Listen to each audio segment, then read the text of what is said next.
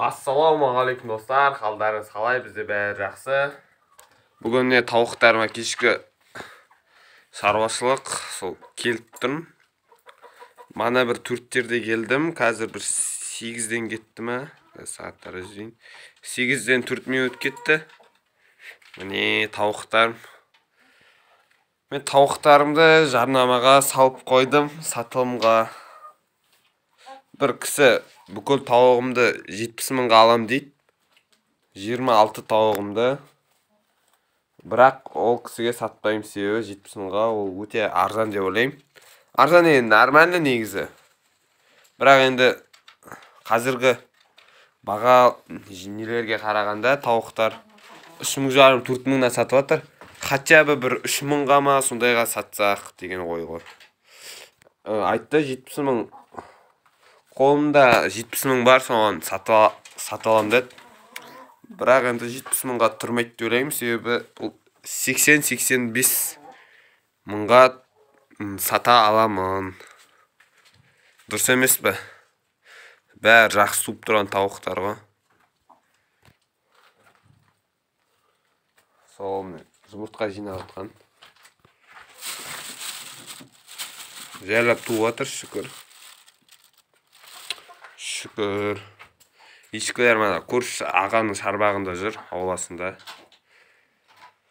Қаздарым не істеді? Сосын қаздарға нан беріп тастадым. Ешкілерге не? Туса дейді ғой да, тусаларыма не? Картоп салып тастадым. Міне бүгін жем алдық. Несушка комбикорм. Міне несушка комбикорм 25 кило. 4100 ба сондай шамада.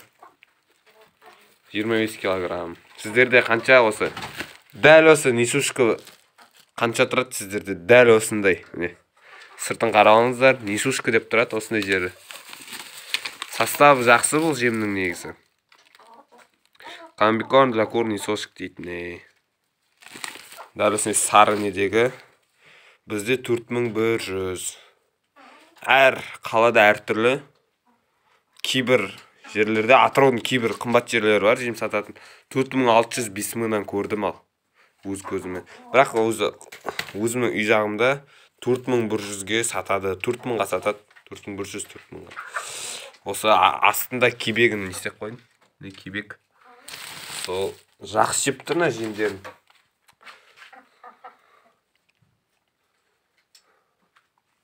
Осы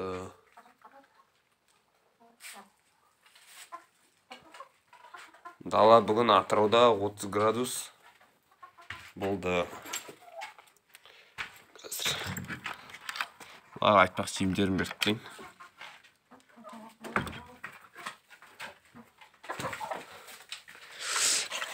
Кішкене түнге жақын, ұйықтарға жақын асқазандарын қарнына толтырып алсын.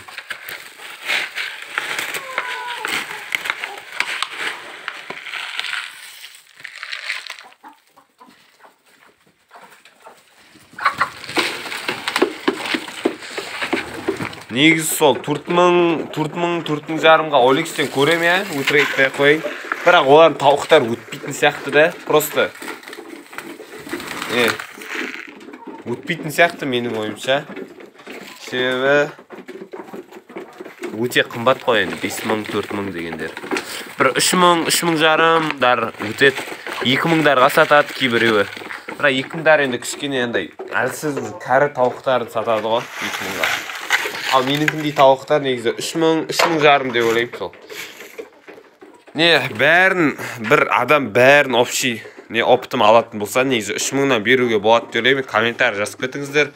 Бәрін алатын болса, 3,000-ға беруге бола ма? Олай 3,000 деген жақсы баға ғой жалпы. Қатты не істеудің да керек жоқ. Қатты қымбатқа сатудың.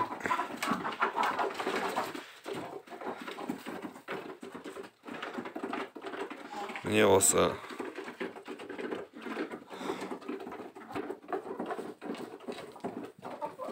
Қазір шыбыштардың бағасы қаншадан болып жатыр сіз жақтарда? Айтып кетіңіздер. Мен 20 мыңға алдым. Лақтар бір 10 мыңнан да сатып тұр. Олекстерден қарадым. 10 мыңның шамасы. Бірақ енді ауылдарда не дегенмен кішкене арзандау болады. Шыбыштар 10 мыңнан қазіргі сәтте ауылда. Ауылда 10 мың шыбыштар. Ал не? Лақтар 5 мыңнан. Нәтиштер жақсы жұмыс жасап тұр. Бәрі жақсы. Мен Олекске объявление қойдым, сразу бір аға жазды бір сағаттан кейін. Сразу жазып тұр, бәрін 70 мыңға алам деп. Бірақ бермеймін. 70 мыңға алғысы келетін болса, бір 20 тауық беруге болады да. Ойларыңыз жазып кетіңіздер. Қатты көп сұрап тұрған жоқпын. 3 мыңнан алса жарайды, соның өзі жарайды. Осындай жақсы тауықтарға 3 мың нормально деп ойлаймын. Негізі 3 мың я сол серединасы ғой. 2 мың жарым ол арзан тауықтар. Ал 4 мыңдар енді ол білмеймін. 4 мыңнан вообще өтірік тауықтар сияқты сол. Не үшін 4 мыңнан? Вообще бұрында бір 5 жыл бұрын, 3-4 жыл бұрын 2 мыңнан сатып жүрген о тауықтарды. Қазір доллардың бағасы көбейіп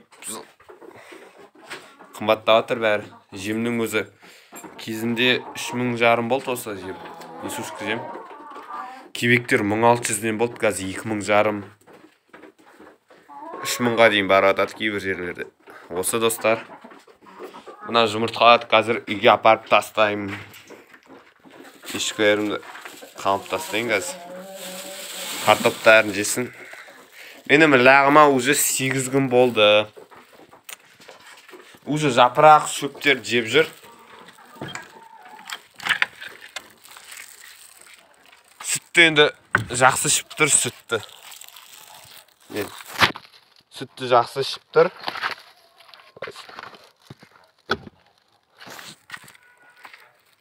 Суға құйып қойдым міне. Картоптары бар. Шөптер бар. Сулары тап-таза міне. Қазір енді қамаймыз. Достар, осы. Егер де видео ұнаса, каналға тіркеліп, лайк басып қолдап кетіңіздер. Қош сау болыңыздар.